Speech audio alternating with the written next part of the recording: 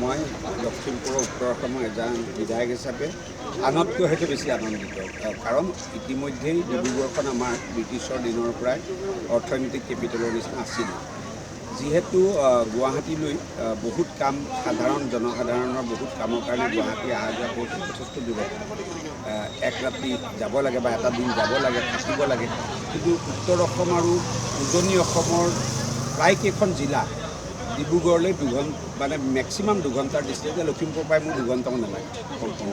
গতিকে প্ৰশাসনিকভাৱে সাংঘাতিক ধৰণৰ লাভৱান হ'ব জনসাধাৰণ।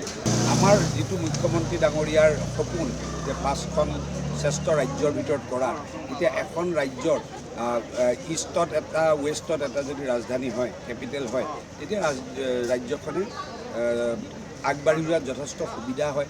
কাৰণ গুৱাহাটীৰ আশে পাশে জাগিৰোডলৈকে ইতিমধ্যে ইনভেষ্টমেণ্টৰ কামবিলাক হৈছে।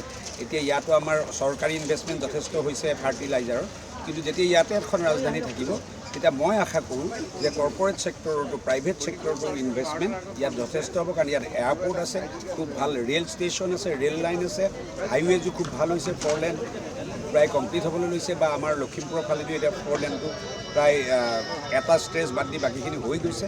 গতিকে ই এটা উত্তৰ অসম আৰু উজনি অসমৰ কাৰণে অতি আজি আমি এনেকুৱা এজন সিদ্ধান্ত ল'ব পৰা মুখ্যমন্ত্ৰী পাইছোঁ, যিজন ব্যক্তিয়ে যিটো সিদ্ধান্ত লৈছে পাৰ্মানেণ্ট সিদ্ধান্ত লৈছে, আৰু যাৰ ফলত আজি আপোনালোকে উগ্ৰপন্থী সমস্যা একো, অসম বন্ধৰ সমস্যা একো, আন্দোলনৰ সমস্যা এইবিলাকৰ পৰা স্থিমিত হয় মানুহৰ মানসিক পৰিৱৰ্তন হৈ গৈছে, যাৰ ফলত মানুহে উন্নয়নক আঁকোৱালি লৈছে।